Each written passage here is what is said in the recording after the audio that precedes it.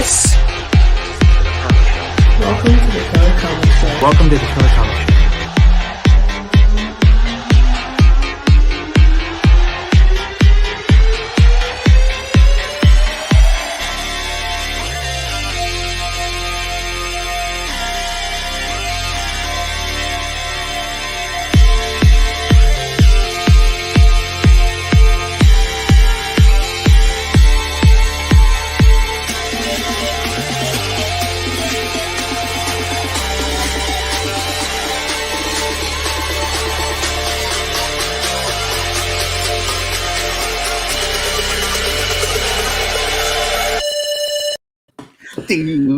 Do, 2022.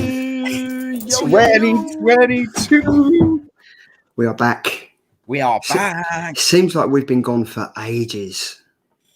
Yeah. It's been a while. It's been at least a couple of weeks. It felt. I don't know if you guys felt the same, but those couple of weeks that we didn't do shows, as much as it was lovely just to have a break and enjoy Christmas and holidays, it felt weird not having a show. Yeah, definitely. It felt well weird, and obviously like we had Christmas, and it was the little thing was kicking in saying we should have done 52 shows. We should have done 52 shows, but oh well, we got 2022 off to a. Let's get this off to a start. How is everyone doing? How was Christmas and New Year and everyone? All good? Amazing, great. No complaints. Just chilled out, enjoyed time with the family, enjoyed time with loved ones, and that's what Christmas is all about. Oh, and there was presents and lots of food and lots of alcohol as well. Tom, how was yours, mate? Yeah, I made great Christmas. Brilliant. I mean, I was working for the fire service quite a lot over the period. Had a couple of call outs, which were close calls. But it was good. I really enjoyed Christmas. It's one of the first times that I didn't celebrate Christmas with my mom because she was away in Cornwall. So we didn't have Christmas Day, as it were. We had Boxing Day instead. And it was much better because it kind of made it last a bit longer. So I really, really enjoyed that. It was quality. So yeah, Christmas was great. New Year was a bit anticlimactic, but I was excited for this shit. I've been excited for this since Boxing Day. So let's go, boys. Good. Well, that was us. I mean, the chat's been buzzing already. I mean, we've got Captain Comics, Ahoy there, Mates and Mermaids. We've got Triple G. If you guys haven't already, check out his show. I think it was at 7 o'clock tonight. Pretty fun. Head over there. Triple G starting with a bang in 2022. We've got the Poptimist. Good evening, Darren. How you doing, mate? Comics Talk Weekly. Phil is back. I hope he's got a decent chair because he's going to need to sit back and relax tonight because we've got a bumper edition show for you all guys. It's going to be a good one. We've got Mr. Comic Deal himself. Oh, I never noticed the Squid Games Stray Dogs homage. Lol. I need it. So good. There's about 67 variant covers out that came out for Stray Dogs. It's a bit of a joke, to be fair. It is. Just a tad. ABZ Comics. Yo. Happy New Year all. Happy New Year to you too. That timeless cover is top drawer, I assume he's saying. Fuzzy Dunlop, good day, mongrels. Yep, good day to you. I guess is that a I think that's a subliminal message to stray dogs. Yes, I guess it is. Good quality. Poptons, by the way, I've got a real bee in my bonnet about these Gwen covers. The Venom one isn't even linked to Venom, for fuck's sake. That's the David Nakayama one, isn't it? That's the Wolverine one. I actually really like the cover, but I totally agree it shouldn't be on a web with Venom. I don't get I think this year is going to be the year of crossovers for comic covers that relate to absolutely nothing of the comic, but we'll get into that. Mr. Fuzzy Dunlop, how are you doing, sir? Hope your Christmas as well. Leon Russell, aka Mr. Heisenberg, evening and happy new year to you all. We have Mr. Mark Holwood, the sexiest man on YouTube. There he is. He's taken Tom's mantle. He's taking it off him. There we go. Let's get into it. We've got a man like GP Venom. We've got everyone. It's going to be an absolute banger show. 20 people with us already. So, should we mix it up? Should we go literally straight in with the killer covers for the start of 2022? Let's do it. Let's do it then. There we go. So this is obviously the killer covers for January 6th, which is this week. 2022. This is going to be interesting because it was actually quite slim pickings, to be fair. And let's be honest, New Comic Book Day was a bit of a shit show because no new comics got delivered until mine still haven't arrived.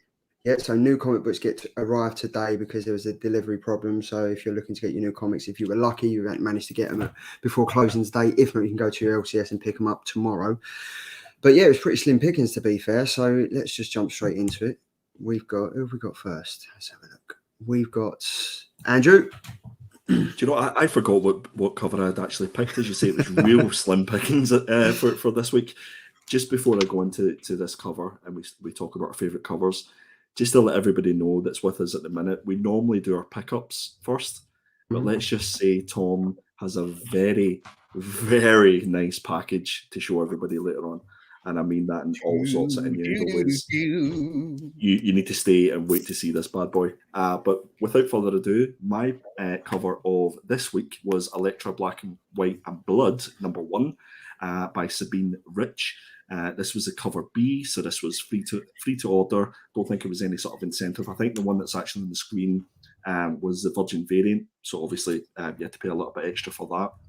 But I thought when I first looked at this book that this was a kind of a like David Nakayama cover, and Sabine Rich for me is more commonly known for her colouring work, and I think that's what actually sold this cover to me, was how many different varieties of red can you get into a book to make, or a cover to make it look spectacular.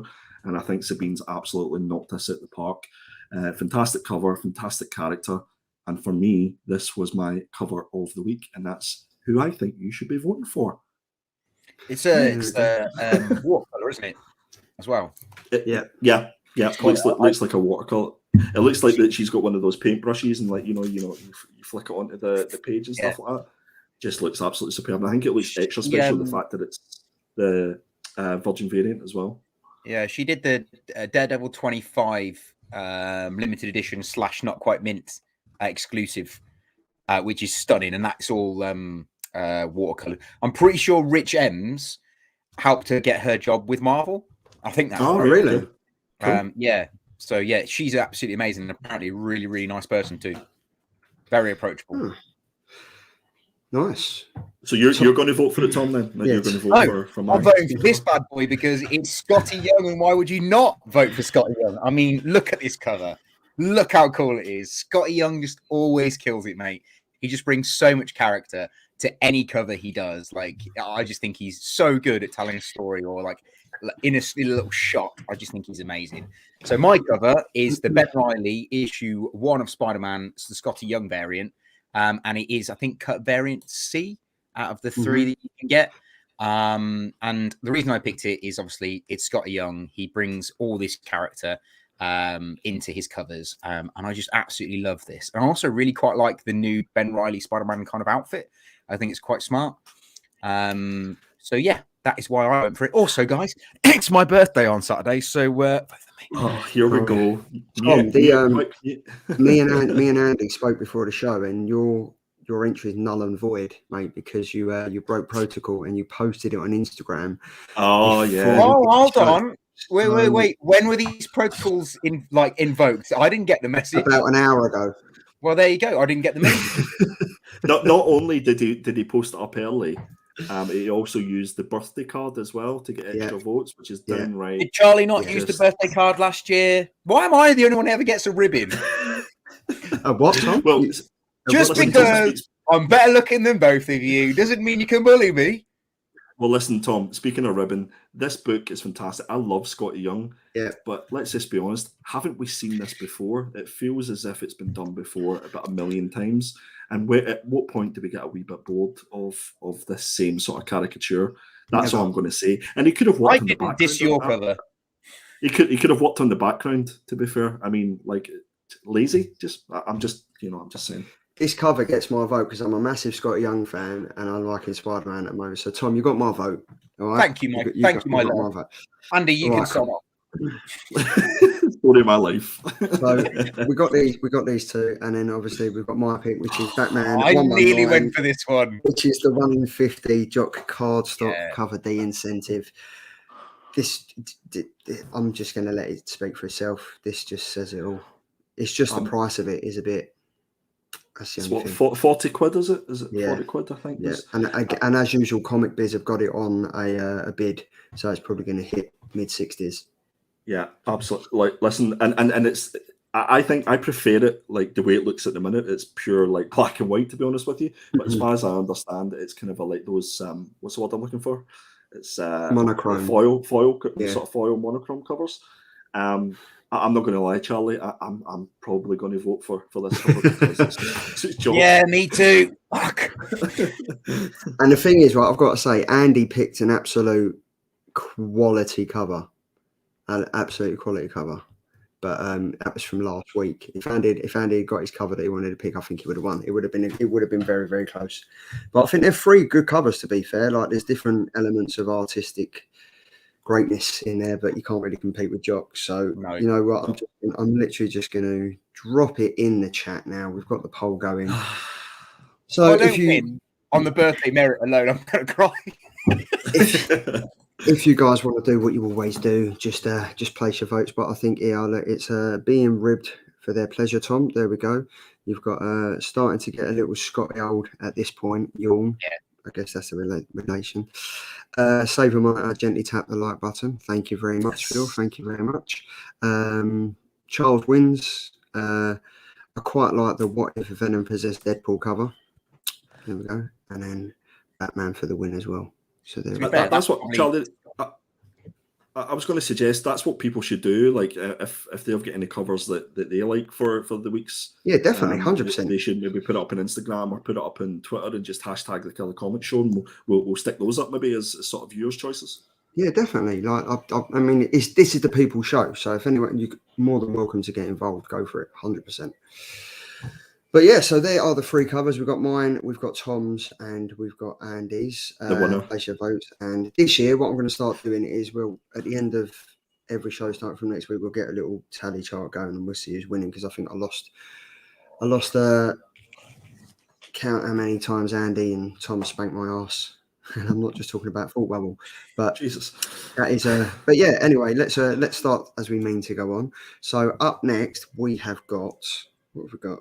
Oh yeah, we're going into it's the reviews, isn't it? It's what we're here for. It's the Killer Comic Show. It's what we do. It's where we review comics. So obviously this is week number 1. 2022 looks set to be absolutely amazing. Hopefully I will get my CGC submission back from the Place in Space. It's only taken nearly a year, so I'm looking forward to that. I'm really looking forward to 2022 starting off with a bang.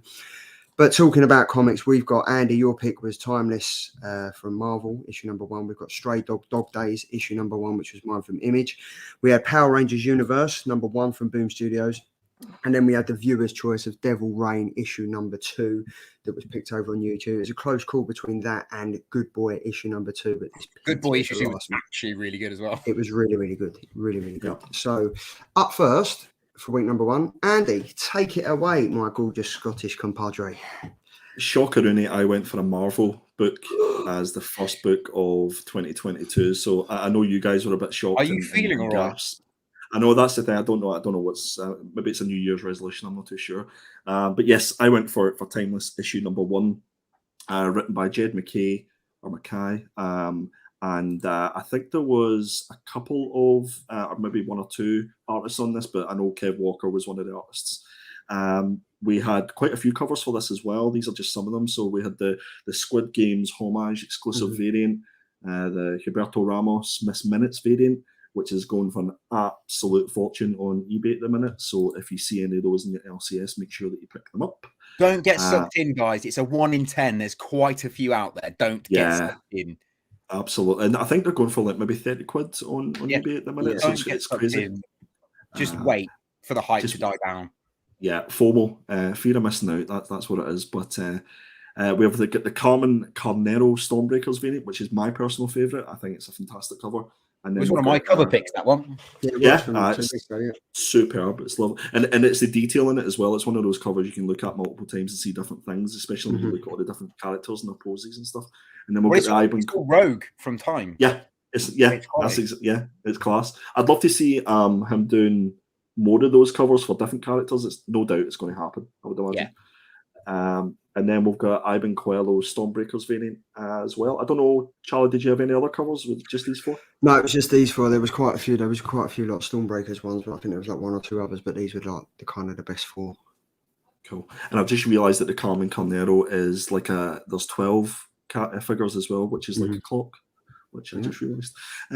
So yes, I picked this Marvel book, A, because there was a bit of buzz about it on previews and everybody kept talking about it, and B, because the Timeless Miss Minutes cover, it was absolutely everywhere. So if you didn't get the chance to pick it up and you've got that FOMO, then what can I say? What happened? So ultimately, this is all about Kang the Conqueror, a character that I don't know a huge amount about. So I was really interested in getting dug in and seeing what this was all about. Basically, what happens in this story is that there's a parallel timeline, and it threatens to overwrite the future that Kang has basically fought so hard to control. And he works with Dr. Antaloy Petrov. He's a Russian writer and a professor of superhuman studies. So basically, the book follows the two of these characters, but it's kind of written from Dr. Petrov's viewpoint. So he's sort of telling the story from how he sees it, and we follow Kang through the timeline as he tries to find out who's actually threatening to overwrite it. And we find out that it's Doctor Doom, but it's a really kind of a cool, at least I thought it was, as a cool Doctor Doom, because he's using two of the Infinity Gems as eyes. Can you remember, guys, Tom, Charlie, do you remember what Infinity Gems it were? I can't for the life of me remember. I want to say time. Well, actually, time no, would be one. One was red. Was it the Reality Stone? The Reality Stone, wasn't it? Might have been. I don't know. But yeah, they were using two Infinity Stones for his eyes. So that was one of the things that I really liked about this. It's something I hadn't seen before. I thought it was really cool. And ultimately, there's a lot of back and forward between the characters. There's a lot of narrative as well in this book. So it does take a little bit of sort of getting into. The artwork is I thought was fantastic. I thought, especially when it was looking at sort of into the future of some of the storylines that we might see for Marvel. And there's a double spread page, which was my favorite, where it actually shows you in little quadrants each of the different things that's going to come up in the Marvel universe. So yeah, I thought overall it was a really good story. For me, I'm not used to picking Marvel books. I didn't know a lot about Kang the Conqueror, apart from what I'd seen on Loki. And yeah, I really enjoyed it. Tom, what did you think? Right, so yeah, basically, for me, We was right, by the way. It was the time and the Reality Stones. Time and reality. I thought it was time. I don't know naff all about Kang, and people always say to me, whenever I speak to them about Avengers, they're like, "Oh yeah, Kang's one of their big villains." Like, you know, they fight him quite often. He's quite a big thing. But from my point of view, in my lifetime, I've not read anything about Kang. Like, I've never seen him come across in anything I've ever read before, apart from Iron Lad. That's literally the only time I've ever been introduced to Kang. So this for me was really refreshing, being like introduced to a character that I know nothing about, who within a few pages, I found myself caring about this character. Like even in the first couple of pages of this book, where he's in a different time, and he's got the doctor, the scientist with him, and he's fighting that massive mammoth. It's a little bit like at that point I was like, no, I could get behind this character. This character's pretty cool. And then I like that they play on the fact that he is a villain. But is he a villain? Like, are some of the things he does, are they justified, or is he just trying to better the human race or himself? Yeah. So which you can take your hat off to and be like, okay, he just wants to be the best version of himself, which don't we all, really? So yeah, I found myself getting well into the character, and I actually really enjoyed this book. And I totally agree with you, Andy. That splash page really got my juices going. I was like, what are we going to get from this book going into the future this year? Like, seeing those panels and seeing what's going to happen and kind of those snippets. Are we going to see any of those things come to fruition? Aren't we going to see them come to fruition? Or are they just like a teaser to whet the appetite, or not? Are they just like a red herring? I thought that was really cool. And the artwork, like you said, really did pop alongside the story. The story was relatively easy to follow, but quite complex, which I quite liked. And you know, I think the relationship between him and the doctor was really good, and the fact that it's just a one shot really did throw me into this, because at the end of it I was like, wow, I want more. But I do feel like I've been satisfied. Like, I've read a story. I did want more, but it didn't leave me thinking, oh well, they missed loads out here. I have no idea what's going on, which some one shots do. But yes, 100%. I was exactly the same. I didn't know anything about Kang the Conqueror when I went into this. I didn't even read the previous run that was most recently about him. So I was really pleasantly surprised with this book. Having read a lot of other Marvel one-shots, I kind of didn't know what to expect. But I think you're absolutely right. He kind of played on that anti-hero vibe as well. So I'm sort of 50-50. Do I just want Kang the Conqueror to be that evil character, or do I want him to play a little bit like that Venom-esque, side of it? So yeah, it was interesting. Well, that's kind of what, like, I think we're all the same. I didn't really. The only real time I'd heard about Kang was in the Loki TV series, when you kind of find out a bit more about him. And I'd read a few comics with him, but I never really took to him as a character. I was like, well, he's either here or there. I wasn't really bothered about it. But I've kind of warmed to this guy, man. Like, I really have warmed to it. And I think the way that the art's been done, like, there's various artists, and sometimes with comics like that, 3 or 4 different artists working on it, you kind of find yourself like, I'm in an iron whether it's going to be a good comic, because they're always going to clash over the pages and stuff. That double page spread, are we talking about the one with the giant sword? No, the one with the timelines, where it shows all the different timelines. Yeah. Because there was another one. There's like a massive sword where I think they land in the pirate timeline or something like that. Yeah, that was a good one as well. Yeah, good shout. Yeah, definitely. That was awesome. Like, the fact that they've just landed there, and it's just like, it kind of opens up the whole Marvel universe again, because you don't know if it, like, with it being a one shot, and obviously you've got the pirate timeline. I want to know more about what's going to happen. Like, because obviously we find out Dr. Doom is obviously Reed Richards. We find out that kind of thing's coming into play and stuff. This comic came out last week. If you haven't read it already, then tough. You shouldn't be watching the show. But yeah, I think it was really, really good. And I think it's true what you're saying. Like, this being a one shot, I really got behind it. I wanted more of it, but I don't feel like I was like left. Oh my god, I like, what's going to happen now? Do you know what I mean? It was just enough. I think it was just enough. It's perfect. Yeah. I think that the last page of it as well, and I think Phil Comics Talk Weekly has just mentioned it there, is obviously you had the logo at the very end, which sets up the fact that Miracle Man is potentially, or more than likely, coming into the 616 universe.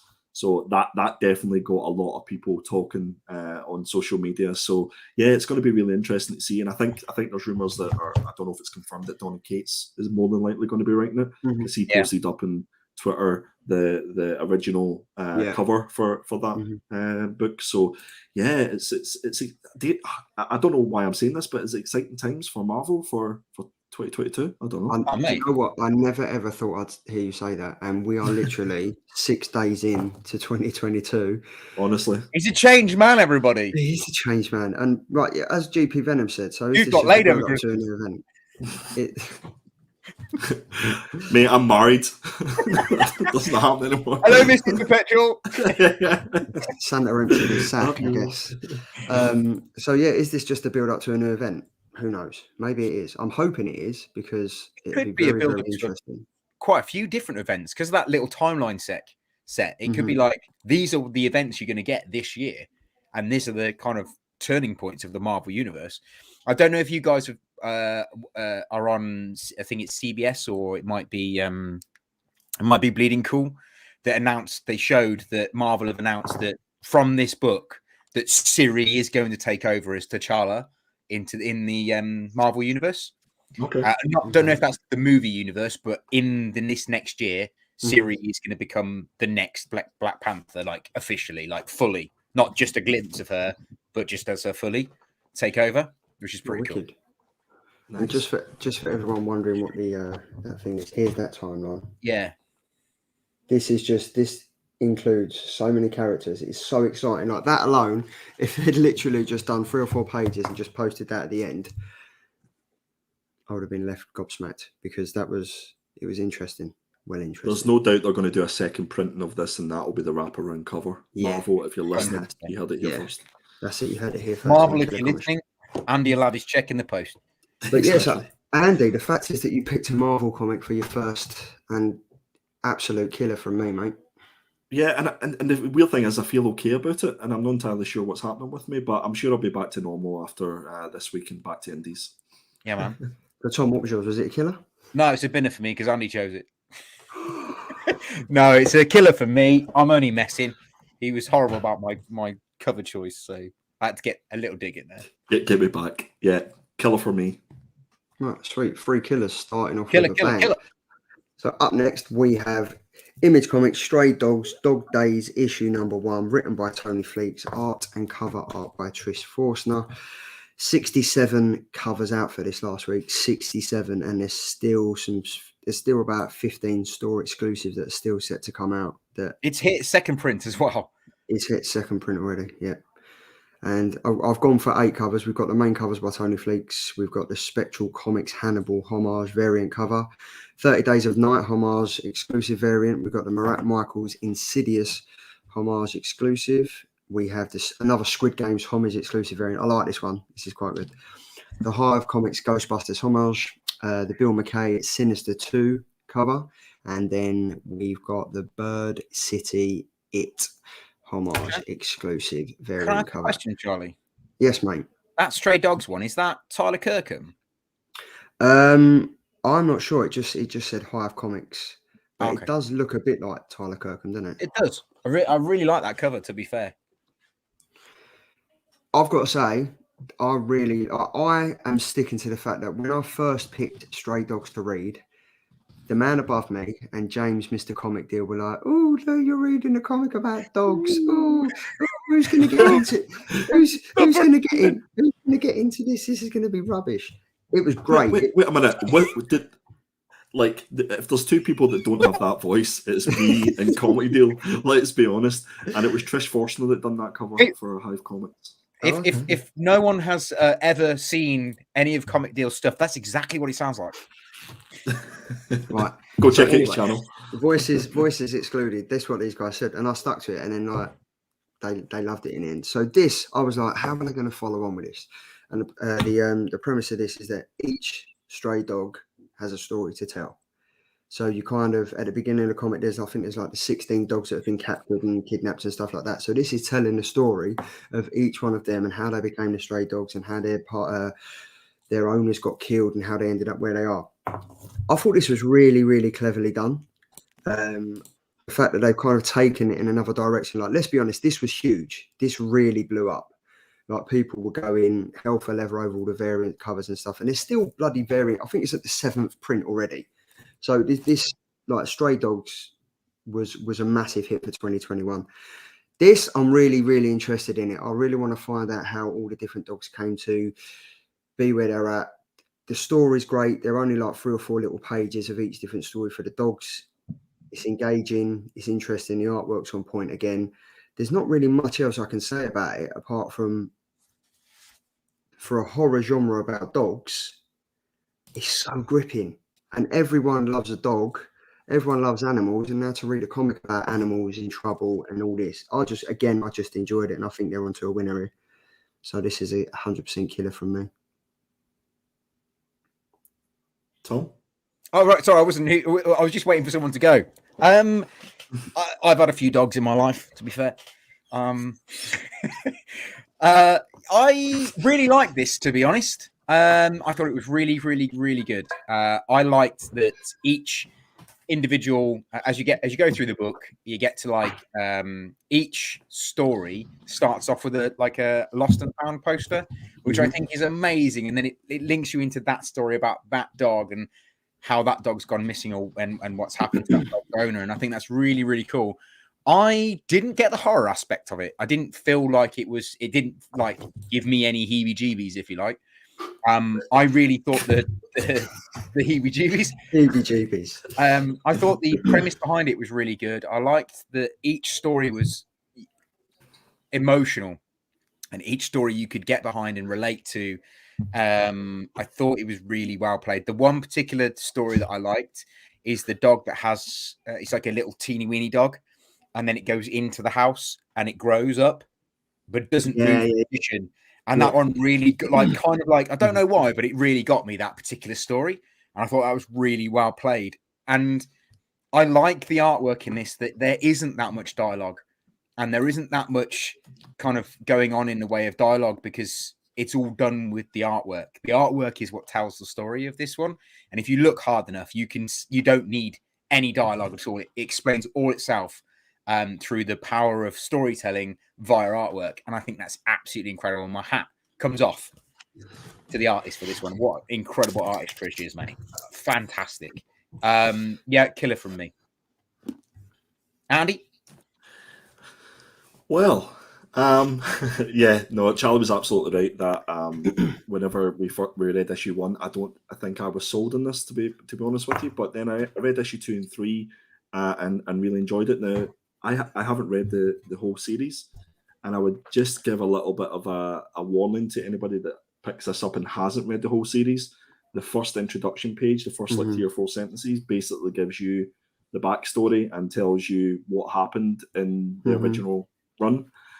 So as soon as I'd done that kind of ruined those other 2 issues that I hadn't read for the comic. But I guess if you're picking this up, you're picking it up on the basis that you've read the 5 issues of the previous one and you know what you're getting into.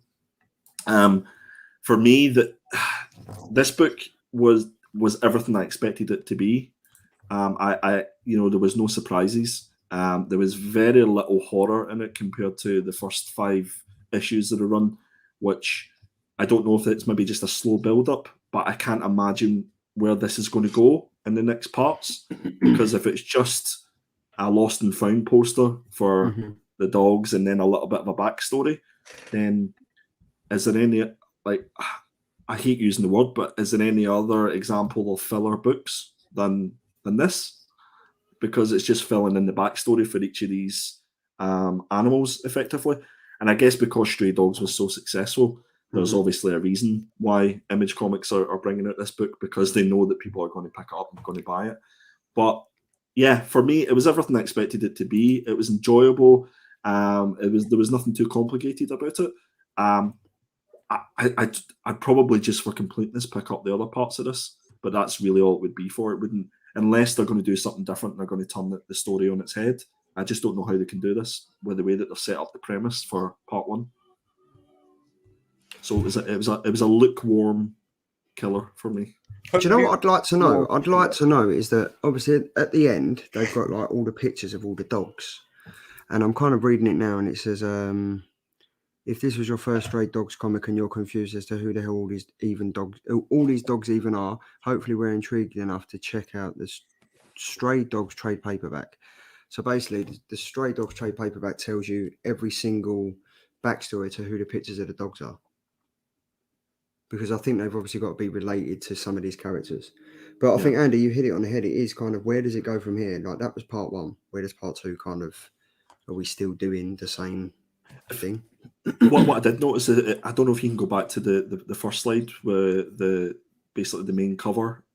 Yeah. Oh no, maybe it's not that one, but there was another one of the covers that if you actually look at it, it's the opposite side of cover A.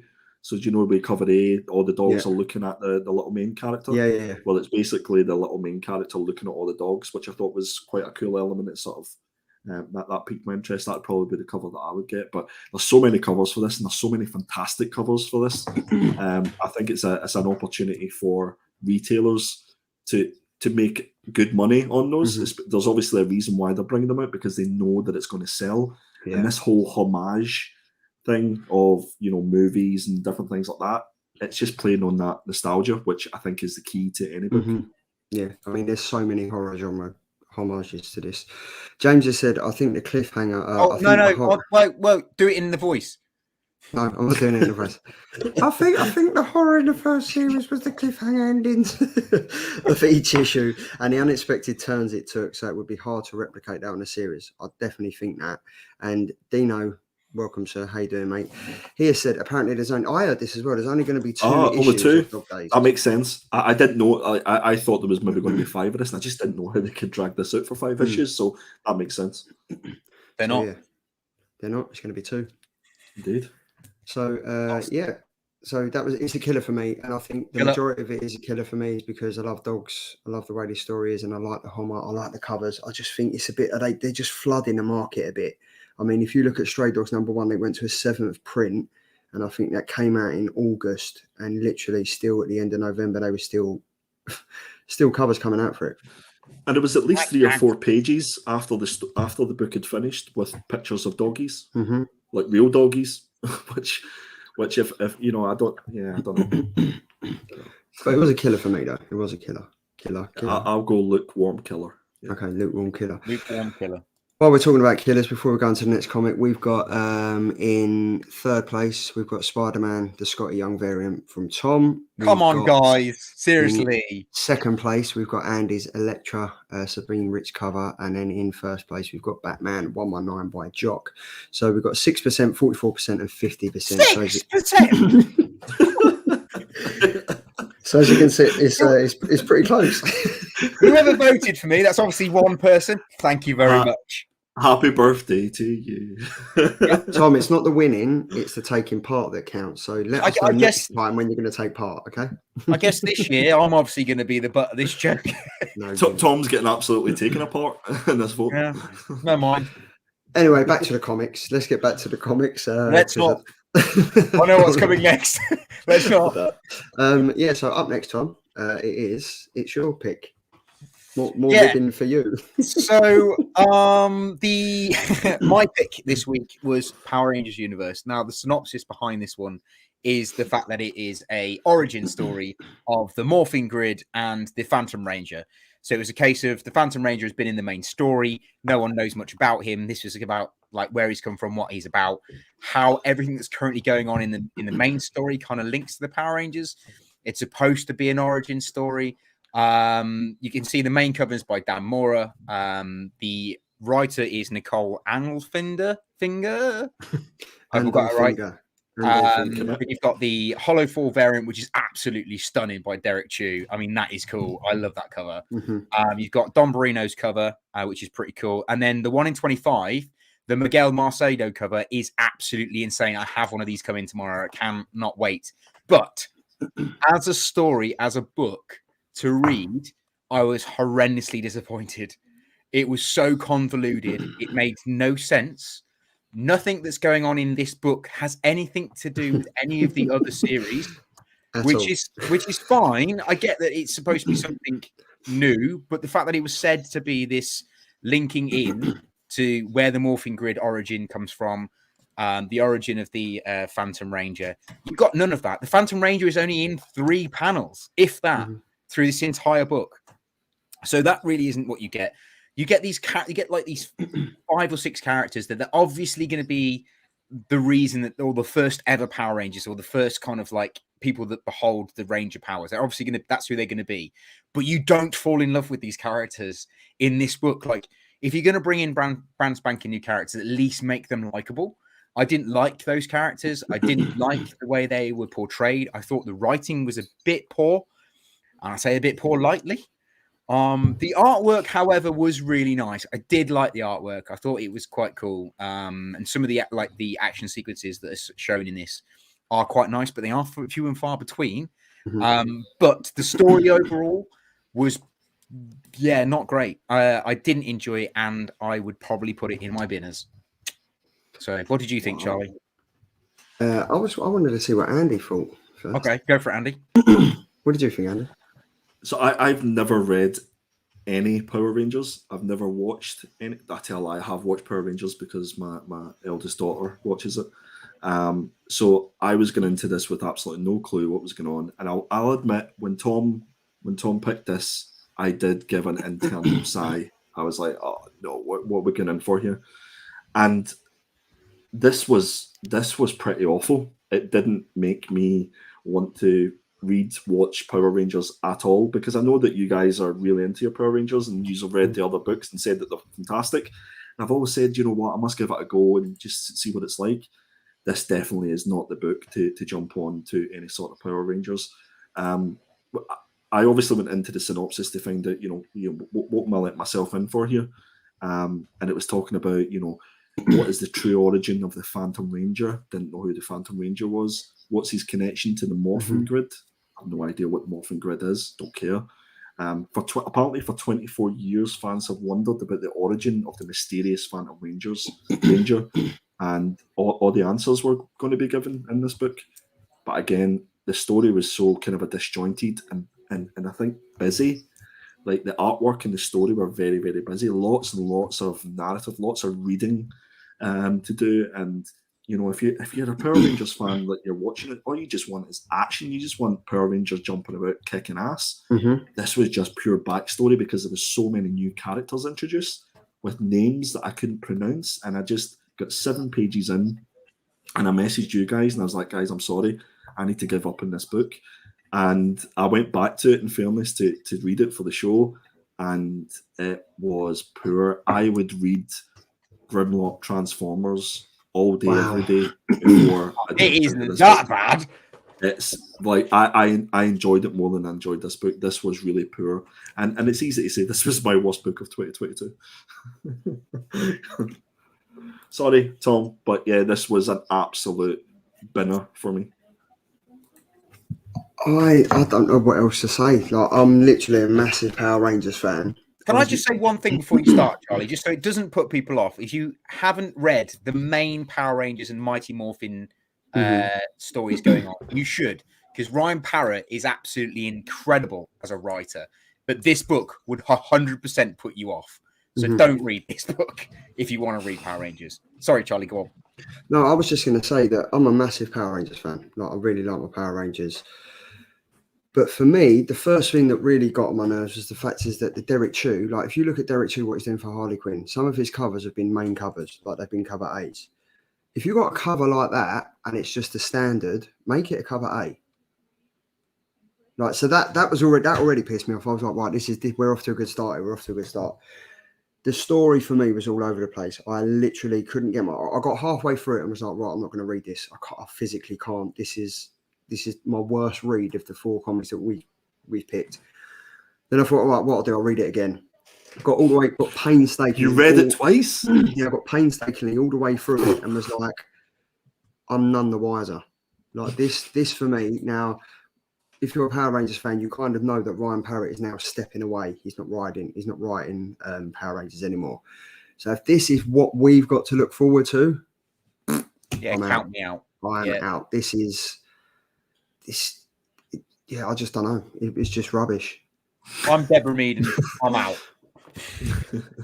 This was. I was really looking forward to it as well. I was like, Power Rangers Universe, because I think this was delayed by a couple of weeks. It was meant to come out. I think it was meant to come out on like the 14th of December.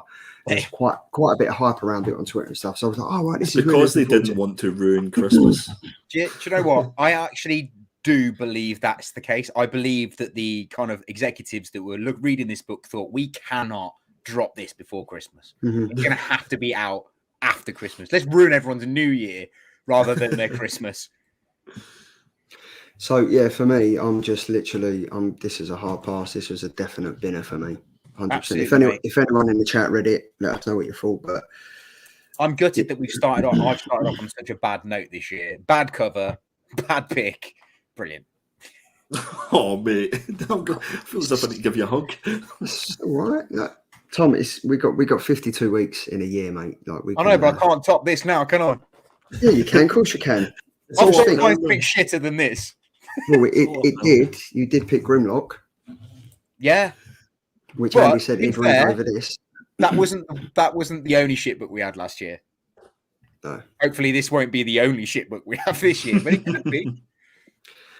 But yeah, so we've had 2 killers. We've got this winner. So I think we should move on to the viewer's choice, which was Marvel Devil's Reign issue number 2, written by the fantastic Chip Zdarsky and art by Marco Checchetto. Which was actually my original choice, and then I changed to Power Rangers. So I'm kicking my fucking self. Not as hard as we're kicking you. Yeah. I'll kick you right back, mate. So there was 4 covers for this. There was the main cover by Sonny Go. There was the John Romita Jr. 1 in 25 incentive variant cover, which I absolutely love. We've got the Inhoke Lee variant cover, and then we have the Mark Bagley connecting variant. Who wants to take this away? I'm happy to start. I'm happy to start with it. Another Marvel book. What can I say? I wish I could be 2 for 2 on the Marvel books and saying I enjoyed them, but I said when we read Devil's Reign issue number 1, I wasn't too sure where we were going to go with this. Was it just going to be a book that presents us with lots of different Marvel characters, kind of doing the same storyline that we've kind of read before? And I don't think issue 2 said otherwise. It was everything that I expected it to be. I think that the good things about this book were I enjoyed the artwork. I thought the artwork was great in it. I thought the panel work was good as well. It was easy set up. So obviously, Chip and the artist, what is it, Marco Checchetto, I've got a great relationship going on there, so that he can read the story and completely understand it. And it's a really good set. It's a hard thing to do, I think, especially if you look at a previous book, example A. So for me, it was an enjoyable story, and it was just like a bit of fun. It was cool to see all the different characters, and it was nice to see Dr. Ock at the end, kind of being that sort of, it feels as if he's going against Kingpin, and it's always great to see Kingpin in any form, whether it be in a comic, whether it be a TV show, movie, whatever. So I do enjoy that. Just give me more a Kingpin and Dr. Ock in this. I'm not entirely sure if I need the Avengers and all those guys. I don't see what they're bringing to it, and I guess we can spoil it, but the last panel, inevitably, they brought in another character, which is obviously the Incredible Hulk. And, it kind of feels as if it's just lining up. They'll show you a character at the end of each issue, and at the end at issue 6, it's going to be everybody just thinking the crap at each other. That feels as if what's going to happen. But yeah, it was an okay read. I enjoyed it for what it was. But nothing surprised me in it. So I would say, again, it's probably it's definitely not a binner. I'll be reading issue 3 just because I'm so invested in these 2 issues. It's another lukewarm killer for me. What did you think, guys? My favourite cover is the Inhite Lee variant cover. Like, that is amazing. I love that. And there's a Virgin cover as well, where it's just literally her with the smoke behind. I'm really liking Kingpin in this. I really want to see. This is the first. I want to see if, obviously, when what King in Black and everything came out, there was the part of it where we see Kingpin leading out the Thunderbolts and stuff. I really want to know more about the Thunderbolts, because that comic was one of the highlights of the King in Black run, and it was really enjoyable. There was only 2 of them, and we get in essence to see them talking about the Thunderbolts and stuff, and they also mention like Taskmasters in pages and stuff. I want to see more of them, because I kind of want to see if it's the same team that was put together. I think there was 7 of them in total. I think 5 of them got killed, so there's 2 of them. But I want to see if them 2 are still remaining, and then if Kingpin's building on that. But again, it's just this Marvel universe is just opening up. It's like the same story, just regenerated and done in a different way. And it seems to be the thing that Marvel's doing. It's an enjoyable read. I'm really, really enjoying it. I'm invested in it. I've got this on my pull list. But I think I just seem to see myself getting sucked into these generic storylines all the time. And that's the scary thing about this as well, that I don't think this is meant to be generic. I think this is actually meant to be a major milestone in the Marvel universe when it comes to their comics, because even in the Timeless book, it sort of mentioned it, and it showed you the Devil's Reign book, and I think it mentioned it within the narrative as well. So I think something important is going to happen at the end of this. I'm just not entirely sure what it is. Tom? Well, I think Civil War is great. I mean, Devil's Reign. I think it is the same old story we had. At the moment, it feels very familiar. It feels very much like I'm rereading Civil War, but from a slightly different angle with slightly different characters. That is the only thing that I say about this book, is it does feel like I'm rereading Civil War, like the first time round, but just slightly different. I like the artwork. I think the artwork is great. I think Chip is doing something in the background. So I know it feels familiar at the moment, and we're saying it feels very familiar and very samey, but I do think there's going to be a major twist, and we're going to be like, oh shit, did not see that come in, because that's kind of Chip's style. I don't think he's going to let himself down on this by just rehashing the same old story.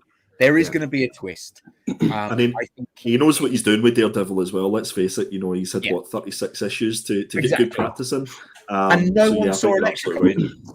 Yeah, true. Didn't see that coming. So this, I think, watch this space. I think after the 6 issues, we're going to go back and be like, wow, actually, I take it back. It wasn't a rehash of Civil War. It just made us feel like it was. That's what I hope is going to happen. If I'm wrong, Sorry. Chip, you. But yeah, I think as for this issue as it goes, this issue on its own, I totally agree with both of you. I think it was a rehash over old ground. I would have liked to have, seen a little bit more of the Thunderbolts, like Charlie said.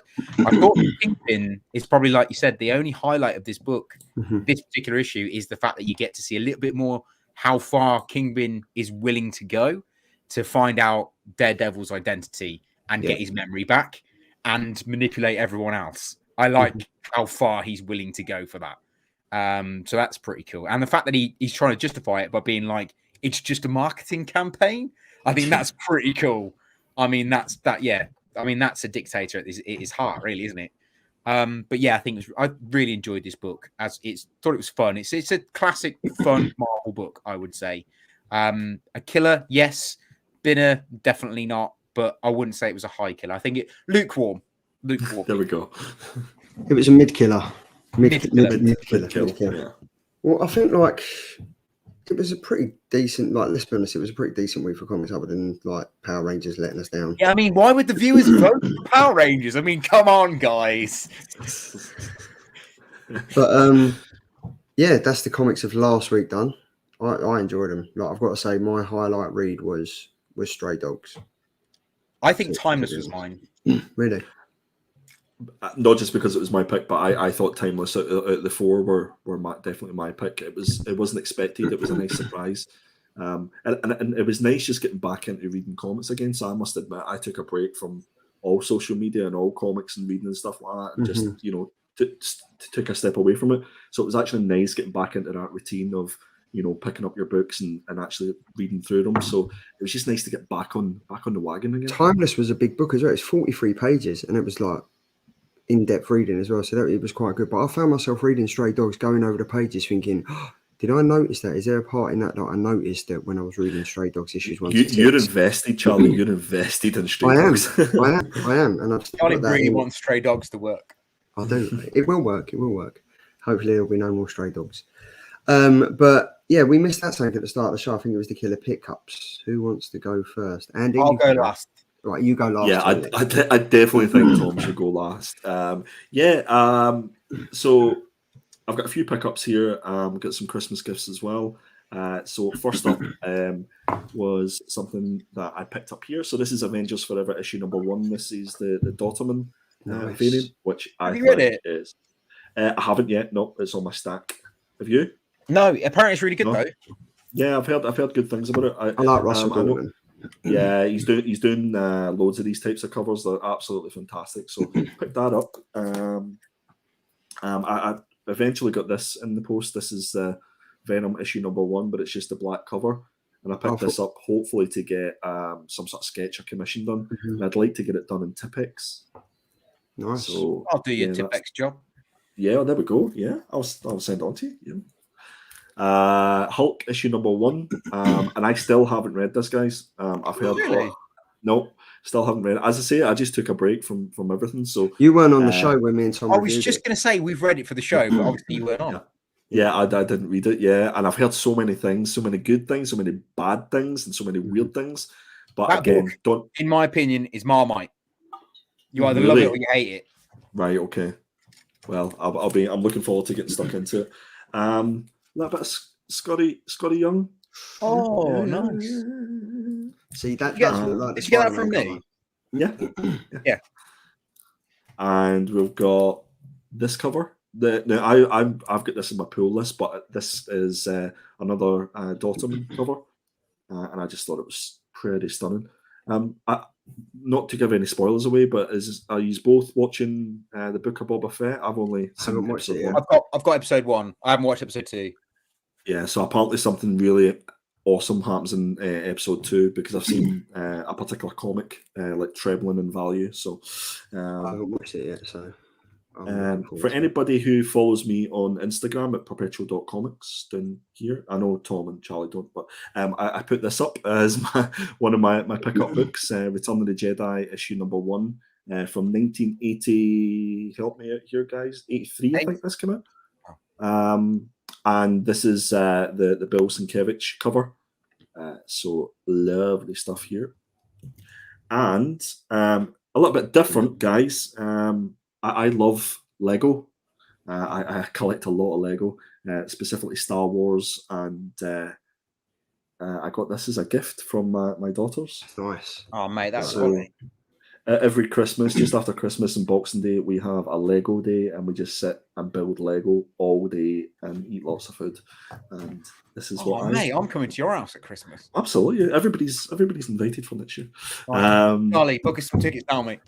We're There we going. go. Let's go. There we Let's go. I'm booking tickets now as we speak.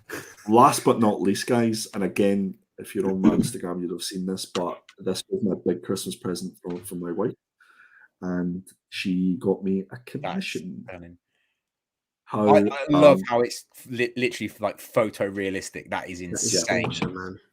It's absolutely insane, and literally, it literally didn't take that long for the artist to do. I've got one other commission. I think you remember last year I got Princess Leia done. Yeah. But this is Andrew Fry. So you can go to andrew.fry.art at andrew.fry.art on Instagram and see all the stuff that he does.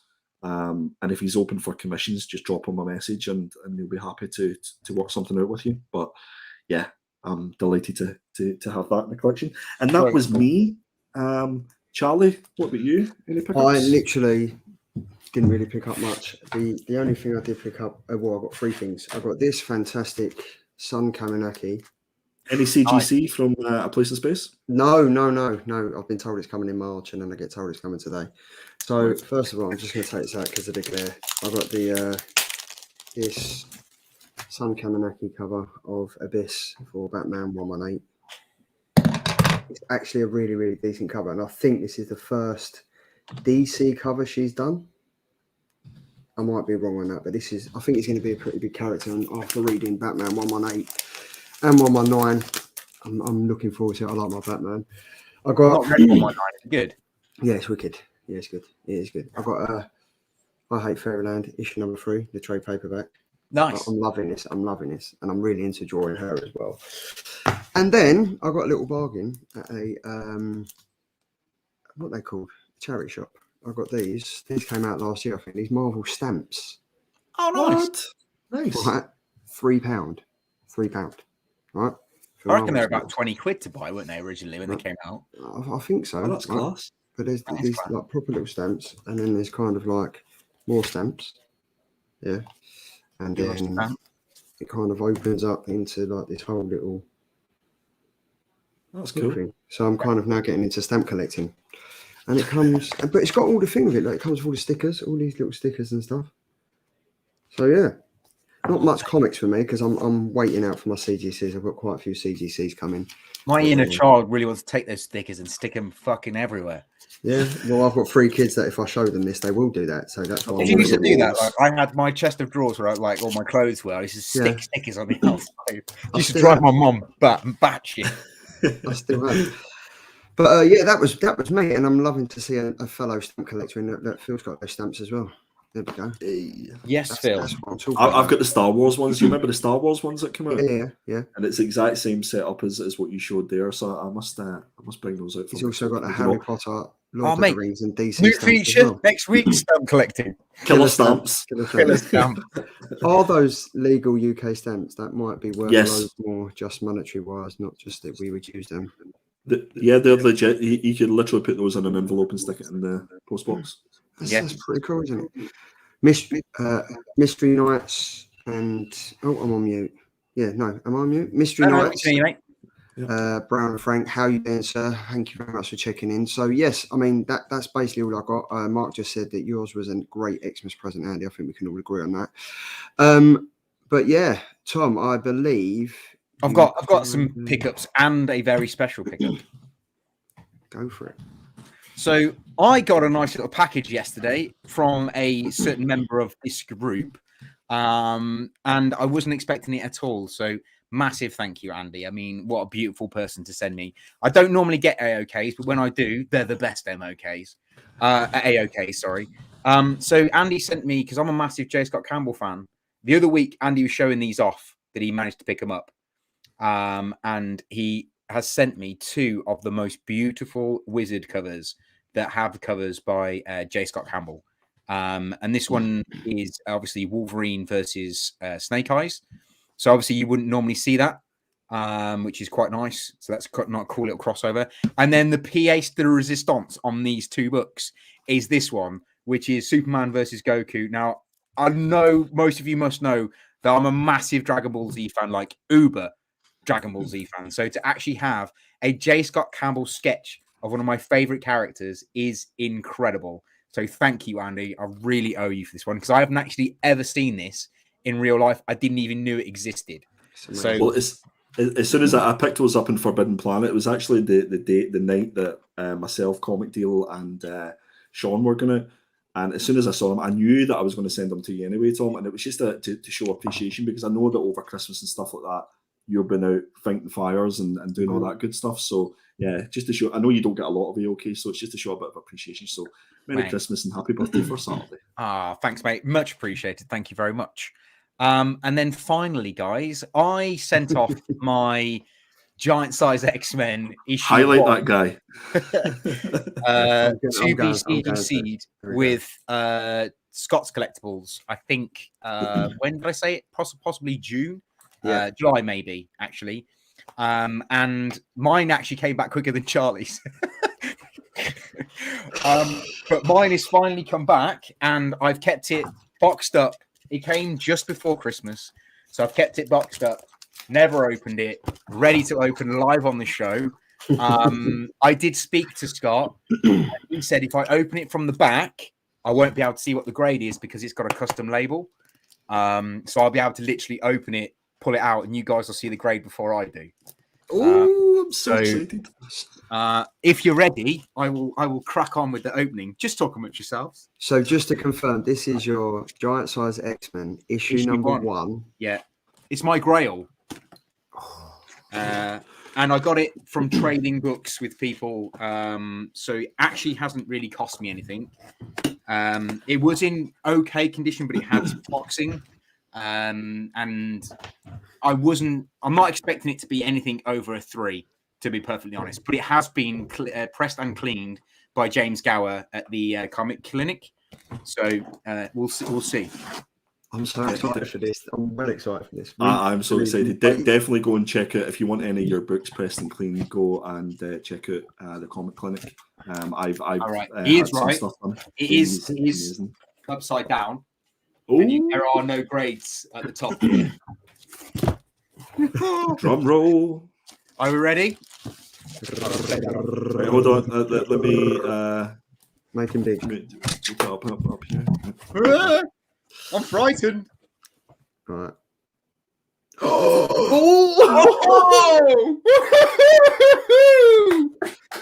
Oh man, yeah, boy. That's wicked. That's wicked. And you've got the custom label at the top as well. Yes, mate. Yeah. Oh my goodness. Oh, mate, that's a wicked grade. That's a good grade, man. That's an awesome grade. Well done, Tom. Congratulations. Well, that's like triple what I thought it was going to be, to be perfectly honest. That's amazing. James Gower is an absolute magician when it comes to pressed and clean. Oh, I'm going to have to look at the grader notes because that's amazing. You happy boy, Tom? So happy. Tom, mate. put it up. I'm kind of glad I get to share this experience with you guys. Oh, look at that. That looks, mate.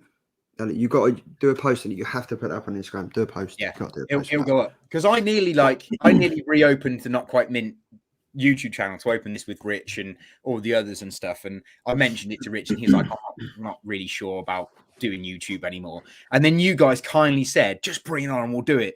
And I thought, brilliant, cool. I get to share the experience with two of my bestest friends that I've made in the last 12 months. And this is one of those moments where I'm really glad that I get to share this with you guys. I mean, what a cool book. That's wicked, man. That's well happy for you, mate. In fairness, it makes my 2 £1 Wizard comics look a bit shit now, Tom. I know it's going to sound really controversial, but I was far more excited about this. I'll swap you. Okay. You got any more? The chat's going wild. We've got Triple J saying it's a big boy book. We've got GP Venom, very nice, mate. Mark is saying fantastic. So chuffed for you, Tom. ABZ, holy crap, Tom. What a result. Phil saying brilliant. Mystery Nights, nice. And you only thought a 3, which is nice. Yeah, considering you thought it'd be no higher than a 3 and you've doubled your money. Well, I thought 3 was being optimistic. It's more than a triple 3.0 price for sure. Triple G saying that's big money. So, and then we've got ABZ saying low perpetual. So that is big money, man. But that wouldn't, not a 9.8 here, not a 9.8, send it back. It's not quite mint, Tom. I'd send it back, mate. I would send that back. Cream to off-white pages. Congratulations, Tom. Can I just say as well, Charlie, I noticed that Newbie Comics was in the house as well. For everybody that's watching, make sure you go and sub up Newbie Comics on YouTube and find his Instagram. The content is absolutely superb that he's putting out. So big shout out to Newbie. Yeah, he's got some great spec videos as well, which is awesome. Yeah. FMV is 4,500, Tom. What? I'll take that. And James says he loves a creamy page. Who doesn't? Oh, but Tom, that's what he was showing me at football. As you seem to be the man at the minute. Yes, mate.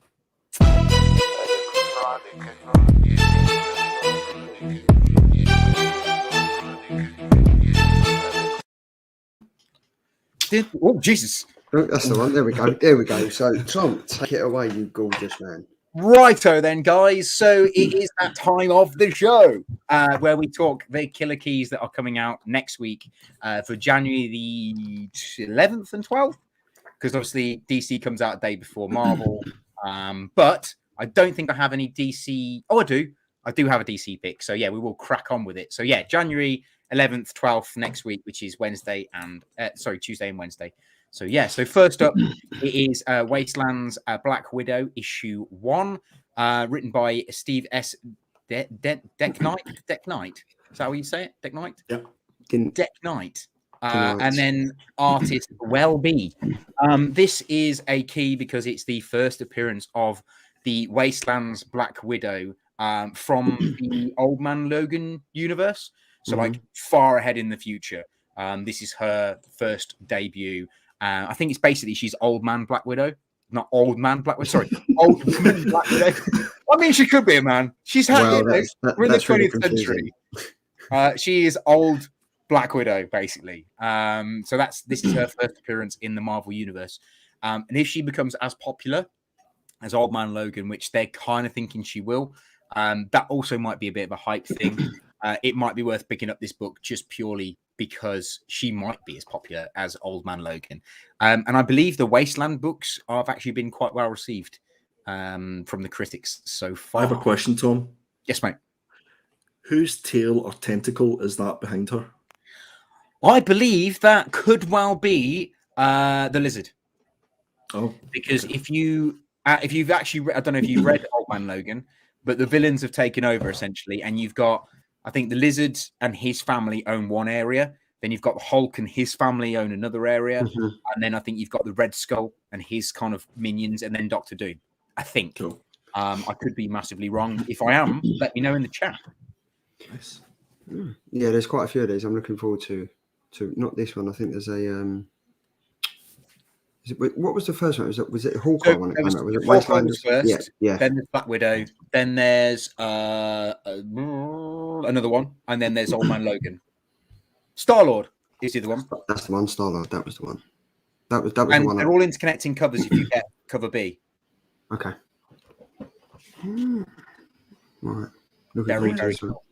It is. Right. So next up is great cover, man. Star Wars High Republic. This is the Eye of the Storm. And this book is a key because it is a origin story to the Nilhai, which are the bad guys that are currently in the Star Wars High Republic. This is a case of you get their origin stories and you get to meet the first ever Nilhai. So that again is a first appearance of a character, a brand spanking new character that could end up in the TV series or at Disneyland. So it could be worth picking up for that. The art is done by Guillem Sana, and the writing is Charles Soule, which I think he's a pretty good writer. Didn't he? I think he wrote the Temple one that we reviewed. Yeah. The IDW. Charles Soule done the Darth Vader run as well, I believe. Yeah. He knows how to write a Star Wars book. Yeah, he's very, very good. So I'm assuming this is going to be amazing. I do believe it's just a one-shot. I don't think there is any more than one issue. Okay. Of this one. Cool. Wouldn't it be great if that lightsaber was foil? That's a Ryan Brown cover as well. Mm-hmm. It is.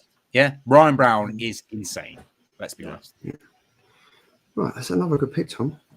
Thanks, pick. mate. Here's your DC one. Here it is. Here's my DC one. So this is a killer pick because this is the first appearance of a brand spanking new Green Lantern / Gold Lantern, and I believe it's the girl on the front cover. So it's her first cover appearance, and her first appearance.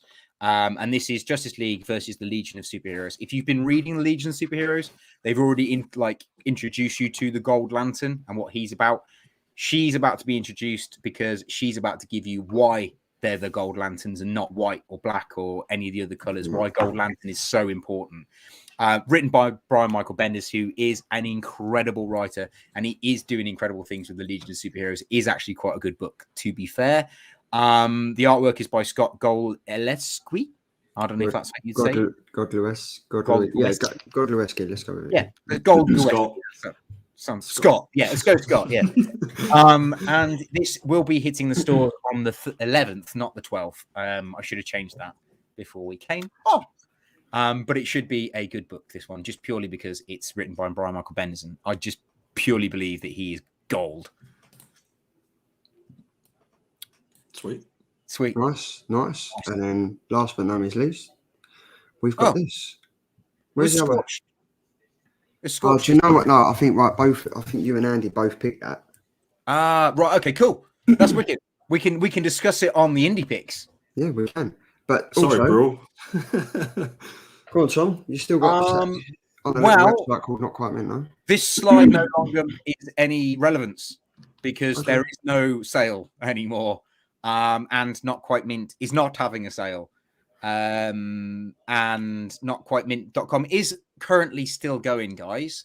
You can still go and pick up your books. But as of the 30th of January, notquitemint.com as a comic shop will be shutting down. So exclusive news, Not Quite Mint is going to be shut down as a shop. I'll still be on Instagram. I'll still be on here. And I'll still be doing what I do. But I won't be selling comics via the website anymore. As a shop, it's too much to do with that and the fire service and my day job. I couldn't keep up, so I'm having to let the shop go, as it were. You can still get bits from me that I've got. I just won't be getting any new stock, basically. Well, I will be first to say thank you very much for your fantastic service over the years, for sending amazing packages and comics and everything else that you've done. So absolute credit to the community, mate. And I think there's a few people in the chat that would say the same thing, because I think quite a few people have bought from you. And so I massively appreciate that. I really do. It goes a long way hearing that kind of thing. So thank you, Charlie. I definitely think you should be proud of yourself, Tom. I know a lot of people will be probably shocked at the news and thinking it's a sad moment, but I know that we've had discussions and it's actually probably not. And I think you had a dream and you created that. I think there's lots of people not on this chat that's watching live, but in the replay that will have been dreaming of opening up a shop, and specifically a comic shop. And you done it, and you done it really well. And I bought a few books from you, and it's always been absolutely fantastic. But you can't do everything, mate. And I think the fact that you're a fireman and you've got your day job as well, I think it's testament to you as a person. So thank you, as Charlie said, to your service, and I'm sure everybody in the chat that's bought from you will think the same. Yeah, we got the pop to our fair play to. It must have been bloody hard work juggling it all. Yep, absolutely loved the books I got from you, Tom. ABZ. Cheers, Tom. As an extra run in 1992, I feel it's definitely an exciting time doing what you do, and then looking forward to getting my last order from you. So yeah, I think you're well loved, mate. Hey? Thanks, guys. Much appreciated. And it means a hell of a lot to have those words. So you are well loved. It's just that Spider-Man cover you picked isn't. Yeah, and the stupid book that I picked. Can I make a suggestion? Can we change your Instagram handle to Not Quite Open? Yeah, let's do it. Not quite open. We'll go not quite At open. the end of January, it'll be not quite open for a few weeks. I'm looking forward to seeing that. I'm really looking forward to seeing that. While we're on the subject of everyone loving Tom, we're going to start. Tom, you're still in third place, mate, with 15% of the vote, and me and Andy are both tied at 42%. 42% each. Oh my goodness. 42% each. Andy, talking about you.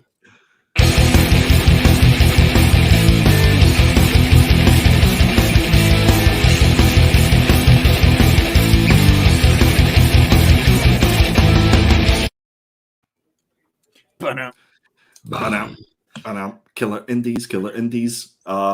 Yes, this was. I really enjoyed putting these indies together. As I said, taking a break for those couple of weeks, it was good to get back on the wagon again. So this is the killer indies for January.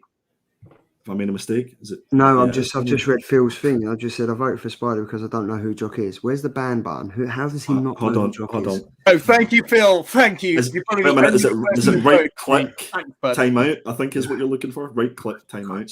Here we go. Look. Headbanging fun. Everyone loves Andy's intro. Go on, son.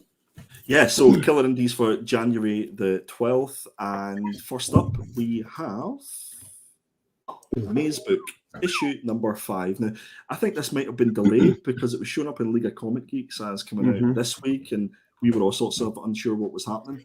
I have to catch up with this. I really have to catch up with this because I've missed issue number 4, and I loved issue number 1 to 3.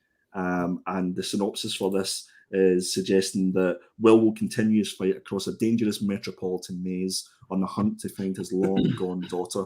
He comes face-to-face with his own literal monsters as he tries to find her and bring her home. So Jeff Lemire on writing, on art, on cover art. Definitely this will be, I'm sure one of us will pick this to review for 100%. Yeah, it's been one of my favourite reads, this book. Yeah, as I said, a lot of comics were delayed being delivered this week, and this one wasn't even on the deliveries. So this is definitely coming out this week. It might be pushed back. Who knows? But great pick. There's the cover song. There we go. And what a fantastic cover. It's an absolute stunner. So we've got Scorched, or This Scorched, issue number 1. So this is part of the Todd McFarlane Spawn universe. Another book to add to your pull list. It's written by Sean Lewis, and the art is by Stephen Segovia. And guys, if you're a Spawn fan, this is the book to get, because what I understand from it is that they're bringing all the characters together. So you're going to have Spawn, the Redeemer, you've got Gunslinger, you've got Medieval Spawn, and you've got She-Spawn. And apparently lots more characters are going to be introduced in this. And there's his first appearance in this book, which is why... Is it a first appearance? Do you know who it is, or is it just, No, it's been spoiler-free. So they've just said there is a brand spanking new villain, which is going to be a first appearance, and a first appearance of a brand spanking new Spawn who's going to make a significant difference. Right. And I guess it'll be the first team appearance as well of all these characters together. That's the thing. If you think Avengers, this is the Spawn equivalent to Avengers. This is literally putting all the Spawns together in a team against hell and heaven, which is pretty cool. Oh, this has got straight on my pull list, and I'm hoping that it's going to be a $2.99 book as well, because I know that most of the Spawn books are. So yeah, fingers crossed that this is sold. This is one of the most annoying books that have been probably the bane of my life, which is why I'm quitting buying books. Is this isn't the cover that we ordered? This is cover A. However, cover C is now the cover that was sold as cover A. Cover A, yeah. But you can't get to cover C because it's like 1 in 10. You mentioned that Gunslingers in here. I'm still reading Gunslinger. Gunslinger's Are you enjoying it? Actually. Yeah. I strangely am, yeah. Like the first one was like, oh my god, this is going everywhere. But I'm actually enjoying it. And it's the only Spawn comic I've read. King Spawn, I kind of got halfway through issue 1 and was like... So this is the 4th, isn't it? So we've got Spawn, we've got King Spawn, we've got the Scorched, and we've got Gunslinger. Apparently there's at least another 2 or 3 that will come out. So yeah, so if you keep your eyes out or follow Brett Booth on Instagram, you'll see he's doing interconnecting covers, which have got pretty much every Spawn character ever created on them. Right, okay. Cool. They're amazing. They would be my go-to covers, guys, to get. Okay. Nice. Here we go. So that's a great pick there. Oh, love this. So King of excited for this. Spies, issue number 2. And you'll see a bit like these are all image books that I'm picking here, guys. So that kind of tells you what you need to know. So King of Spies, issue number 2. Written by Mark Miller, Matteo Scalera on the artwork, and you'll know if you watched the episode where we done King of Spies, issue number 1, that we really, really enjoyed the book. It was absolutely fantastic. So the synopsis for this is: the world's greatest secret agent is murdering every crooked politician and spy master he blames for the world we're in right now. A killing spree that takes time, takes him to presidents and prime ministers in a race against the brain tumor that's killing him. He's literally the world's most wanted man, and the only person he loves most can take him down. So again, I think this will be a hard week for us to decide what to actually pick for our books. But again, I'll definitely be picking this book. What about you boys? I'm definitely picking this up. Like, obviously, Matteo Scalera worked with Katana Collins on the Harley Quinn Batman universe that they've got going on, and his artwork is so, like, he's got a certain way of doing the artwork and the colors and everything. It's just phenomenal. This was a really, really good story. Like, this was a really, really good story. Image are killing it at the moment. I'm definitely like, I picked up, I think, cover A and cover D, I think it was, of issue number 1. And the covers for this, I'm probably going to be picking up 2 or 3 covers as well. Yeah, this was a good book. And it's definitely, it's going to be a Netflix show as well. It's the writings on the wall for it. Yep. That's another good pick, Andy, mate. Next up, and the run of good picks is Animal Castle from Ablaze Comics this time. So written by Xavier Dorison and Fleecs on art. Hope I pronounced that right. There was a huge amount of buzz for Animal Castle. I think it largely went under the radar until people started speculating on it. We reviewed the first issue. I think we all thought it was a good read. It was an interesting story. I wasn't on the show, but I did read it after I watched the show, and you guys talked about it. I was like, do you know what? Sounds amazing. I'm going to have to read it. So I read it, and I couldn't agree more. It was definitely one of those books where I thought this is going to be shit. And it wasn't. It completely blew my mind. Yeah. It's just it's such a cool sort of way of doing things, and it seems to be anything with sort of any sort of animal in a book, whether it be on a cover or in the story, seems to sell really well. But I think issue 2 is just going to continue with Miss B, the cat, which we all loved and adored in Daisy Duck. 1. Daisy Duck died. Daisy Duck as well. Yeah. So really looking forward to issue 2, and I think there's lots and lots of covers. But I think didn't we mention that this was everything that Stray Dogs could have been? Yeah, in my opinion, yeah. This is like there's gore in this. It was issue number 1. If you haven't read it already, pick it up. It's great. Yeah, Ablaze set in a comic world alight. And look, this is another fucking Andy. You smashing it this week, mate. This is the what was the word you used? Piste de resistance, Tom. Piste de resistance. Yeah, there we go. So again, another image book, and again, I put this up on Instagram as my probably pick of the week, pick of the month, pick of previews. I think this is going to be an absolute banger of a book. This is Rain, issue number 1. And it's written by Joe Hill and David Boer. Obviously, everybody's heard of those guys and what they've done previously. Canto being one of them. Joe Hill was Basketful Heads, all that good stuff. And cover art is by Zoe Thorogood, who we met at Thought Bubble. And, friend of the show. Friend of the show, absolutely. And we love Zoe's work. We said that Zoe was going to go on to, lots of cover art and interiors and stuff like that, just because we knew that she was fantastic. And I think this is going to be a great example of this.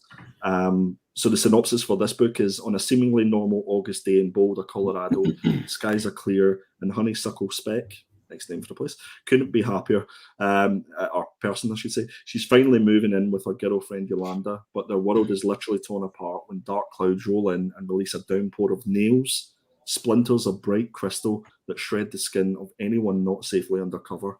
Rain makes vivid this escalating apocalyptic event as the deluge of nails spreads across the country and around the world, threatening everything young lovers Honeysuckle and Yolanda hold dear. It sounds great. It's a bit of a synopsis into it. I mean, it's not something I've ever heard of before, and I just think it's really intriguing. And if Zoe's artwork's anything to go by, as I say, guys, this is the one that you don't want to miss out on. I think this is going to be another kind of I think it's going to be another like maiden career. It's going to be another Many Deaths of Layla Starr. Zoe did a video on Instagram today, and she's ecstatic. She's and when you can see like the artist is really happy about the work that they've actually put out there, it's a sign of like good things to come. I can only assume, and she's great at what she does. It's only 5 issues. It's a 5-issue run, guys. So there's not a lot of buy-in for this. So definitely, if I can recommend any book out of the ones that you've seen, it would be this one. You both have picked some absolute killers in the keys and indies. This is what I love. I just literally sit here listening. I become a fan. I'm like, oh yeah, I'm gonna pick this up. And then obviously you've got your little QR code to give a scan. My little QR code, yeah. I believe it still takes you to my Instagram page. It's perpetual.comics. If you haven't followed me, I'd really appreciate it if you would. And I'm also on Twitter at Perpetual Comics. And that's the indies done. That's the killer trades. So obviously the killer trades are for next week as well. So up first, and issue again. So yeah, I can't wait for this. Next week's a big week. Do you know the thing is that it was shown as the 12th of January? Maybe somebody in that does trades and stuff like that, even if Dino is in, you'll maybe know. I'm sure this is the 12th of January this is out, but it was also on other websites and like Amazon and stuff. It was shown as February. So I don't know if this has been delayed, but regardless, The Many Deaths of Layla Starr was my book of last year, and it's coming out as a trade paperback. It's 128 pages for $10.99. Written by Ram V and Felipe Andrade on artwork, and it is a masterpiece. So I would highly recommend you pick it up if you didn't get a chance to pick up the issues. There's not really much to say about that, is there? Really, that is one of the best issues. Was it issue number 3 that is in the that is read by a cigarette? Was it issue number 3? Yes, issue 3. I still haven't read this, and I have been waiting for this. This is what I'm waiting for, so I can read it all in one go. You won't regret it, mate. Honestly, you won't regret it. It's incredible. Ram V at his best. So that was trade. We've got Batman No Man's Land, the Omnibus volume issue number 1, which is a hardcover. It's 1,120 pages. Wow. At a reasonable price, to be fair, of $125. So it's not too bad, or $125. Written by Greg Rucka and Dennis O'Neill, art by Dale Eaglesham, and it's available next week. This is just like I can see myself slowly going down the rabbit hole of omnibuses. I'm slowly picking up more trades than I'd care to admit. But it's just when you see like an omnibus like this and you see Batman and you see that it collects from Batman's No Man's Land 1, Batman's Shadow of the Bat 83 to 88. It collects about 17 different issues and stuff. You can kind of just sit back and read it and just think, yeah, the appreciation is there for omnibus readers. I might be wrong because I can't see it in the description in the books, but I'm pretty sure No Man's Land as a story is the first time they introduce Harley Quinn into the Batman canon universe, not the animated universe, into the actual Batman.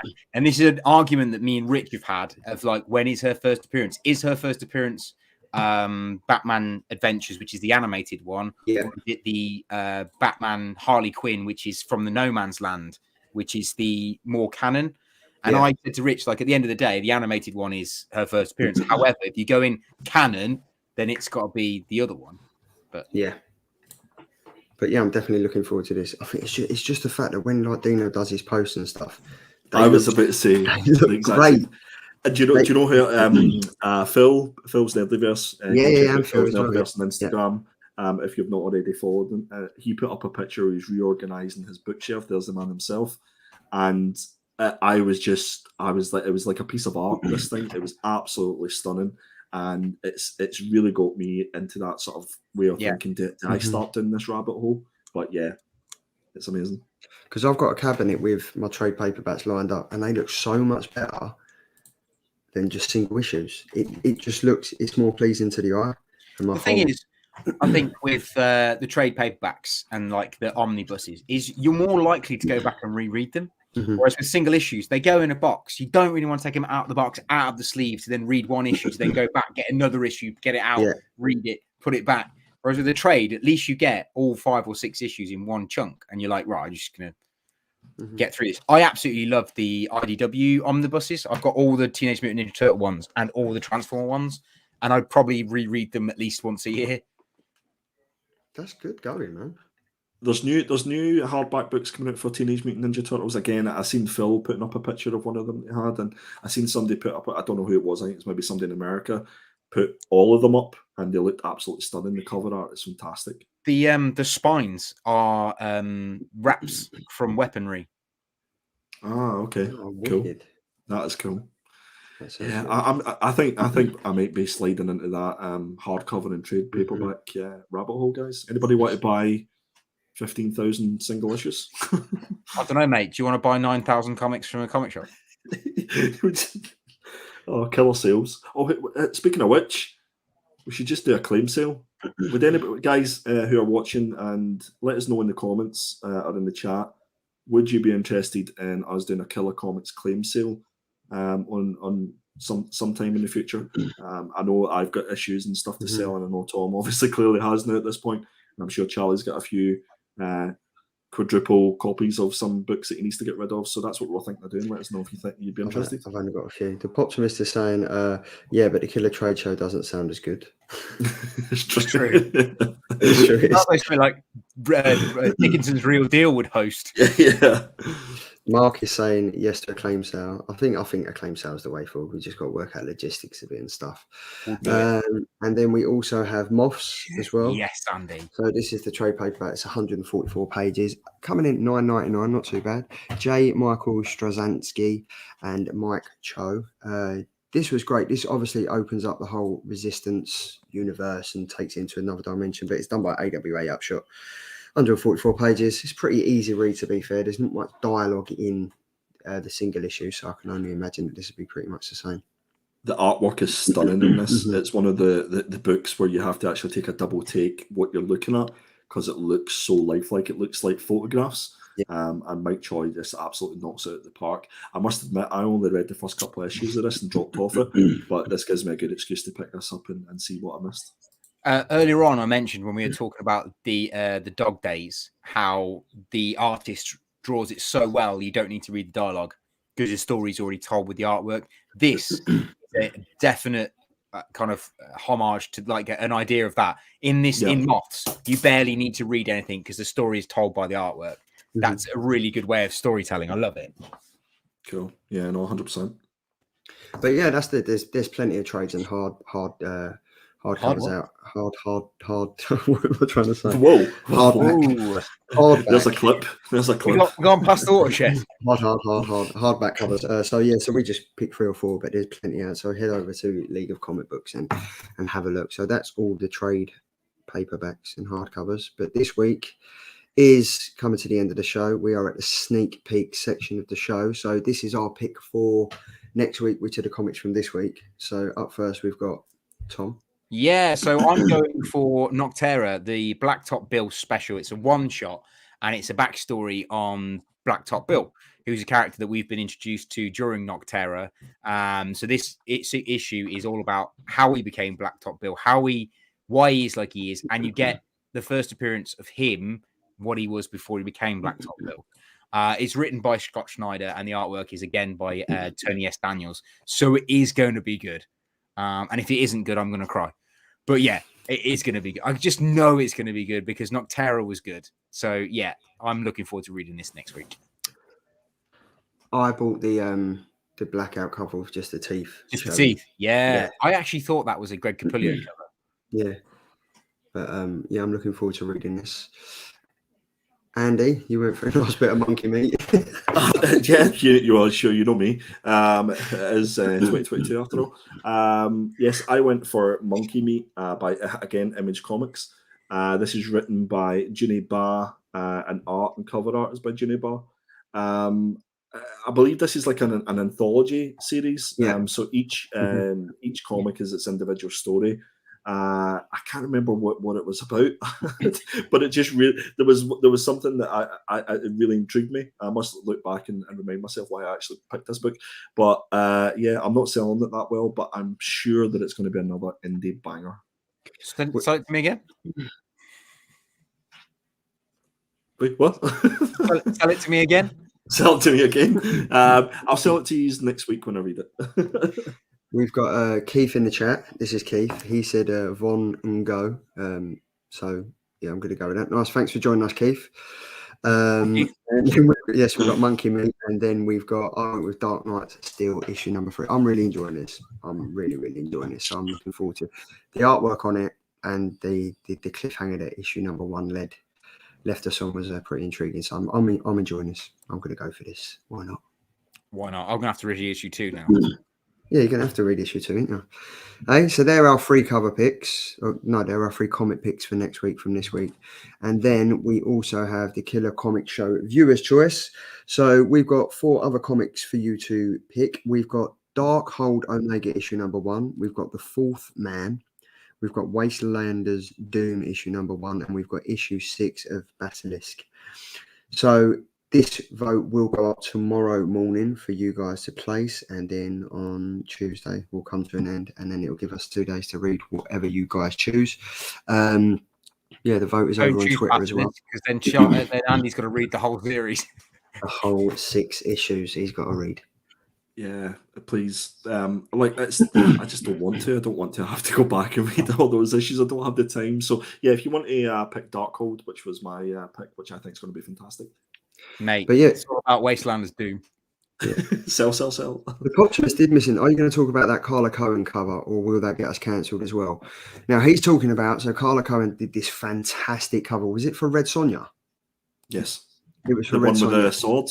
No, with the 2 women. The 2 women holding. Oh, those ones, yeah. So she's done a cover that these 2 women are holding, and she put it up on Instagram, and then it got taken down. There's nothing wrong with this cover. There's nothing wrong with this cover at all. Like, absolutely, it's a fantastic piece of art. You see more flesh on some of the posts on Instagram. So for that to be taken down, I just want to say I can't believe that was taken down. And on your Instagram? Yeah, on my Instagram. I say we get it put back up, but there's no way. It's a lot of flesh on my Instagram.